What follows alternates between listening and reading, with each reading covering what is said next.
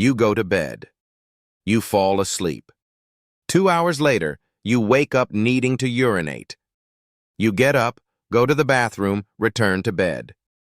You're drifting back to sleep when it happens again. 3 times a night? 4 times a night. By morning, you're exhausted. You've been interrupted repeatedly. Your sleep architecture is fragmented. You feel unrested even though you were in bed for 8 hours. This is nocturia, waking up multiple times during the night to urinate. For many people, it's become normal. They accept it as part of aging or just how their body works. But frequent nighttime urination is not normal. It's a symptom. And understanding what's causing it can help you sleep through the night again. Let's start with the physiology. Your body regulates fluid balance carefully. During the day, you drink water and other fluids. Your kidneys filter your blood continuously, producing urine. Most of this urine is produced during waking hours. At night, your body is supposed to produce less urine. This is because of a hormone called vasopressin, also known as antidiuretic hormone. In the evening, vasopressin levels rise. This hormone tells your kidneys to reabsorb more water and produce less urine. This is why most people can sleep through the night without needing to urinate.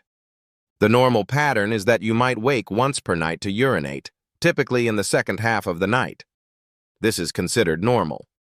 But if you're waking 2, 3, or more times per night specifically to urinate, that's excessive. That's nocturia. And it's disrupting your sleep. What causes this? The most common cause is simply drinking too much fluid close to bedtime. If you're consuming large amounts of water, tea, coffee, or alcohol in the evening, your kidneys will produce more urine. Your bladder will fill. You'll wake up needing to go. The solution is straightforward. Reduce fluid intake in the hours before bed.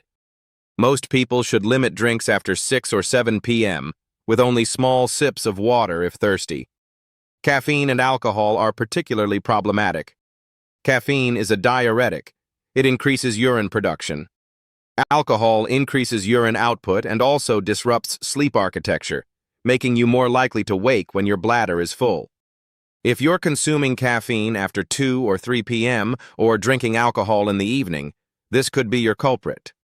But nocturia often persists even when evening fluid intake is controlled. This suggests other mechanisms. Age is a significant factor. As people get older, several changes occur. Vasopressin production sometimes decreases, meaning less suppression of nighttime urine production. Bladder capacity can decrease with age. The bladder becomes less efficient at storing urine. Sleep itself becomes lighter and more fragmented with age, making people more likely to wake when their bladder is full. In men, an enlarged prostate is a common cause. The prostate surrounds the urethra, the tube through which urine passes. When the prostate enlarges, it can compress the urethra, making it harder to empty the bladder completely. Residual urine remains in the bladder. The bladder fills more quickly, triggering more frequent urination. This is called benign prostatic hyperplasia, and it's extremely common in older men. It's not cancer. It's not dangerous. But it's uncomfortable and disruptive. In women, hormonal changes play a role. After menopause, declining estrogen affects bladder and urethral tissue. The bladder can become more irritable and contract more frequently. Additionally, pelvic floor weakness, common after pregnancy and childbirth, can affect bladder control and capacity. Sleep apnea is another important cause. People with sleep apnea experience repeated breathing interruptions during sleep.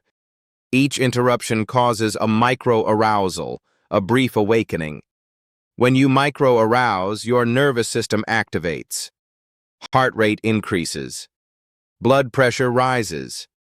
The body releases stress hormones.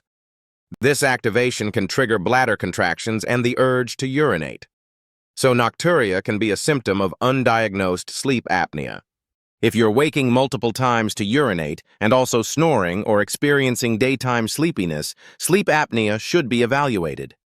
Cardiovascular issues can cause nocturia. When you're lying down, fluid that accumulates in your legs during the day, due to gravity, redistributes. Your kidneys filter this extra fluid, producing more urine at night. Heart failure, in particular, causes significant nocturia because fluid accumulates in the legs and lungs, and the kidneys work overtime to eliminate it.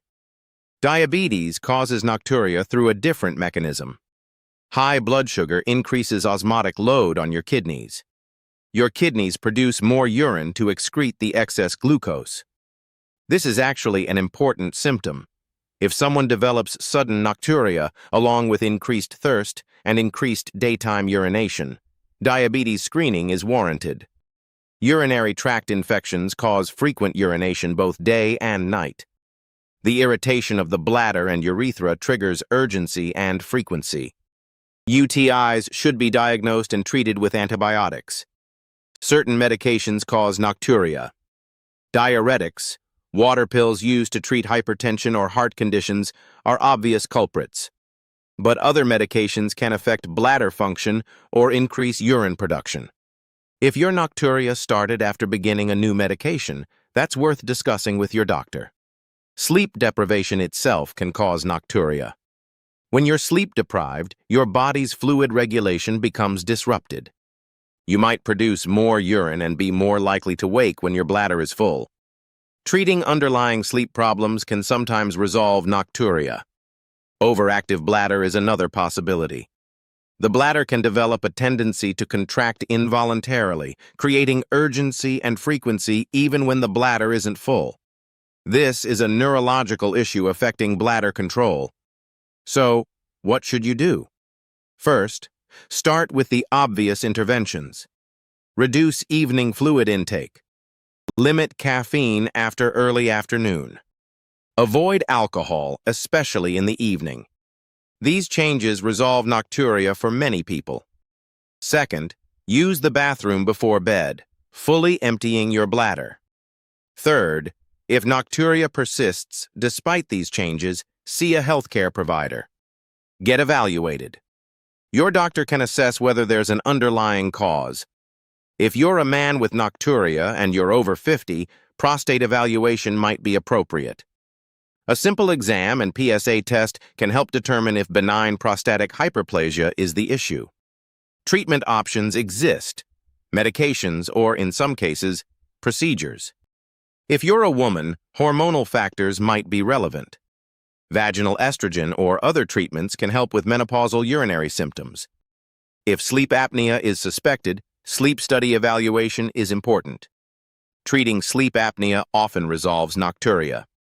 If diabetes is possible, especially if nocturia started suddenly, get screened. If you're taking medications known to affect urination, discuss with your doctor whether timing can be adjusted or alternatives exist.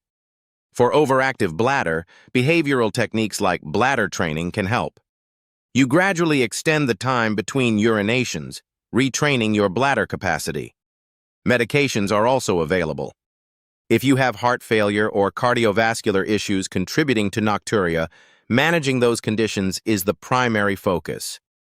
Here's what's important to understand. Nocturia is not something you simply have to accept. It's a symptom.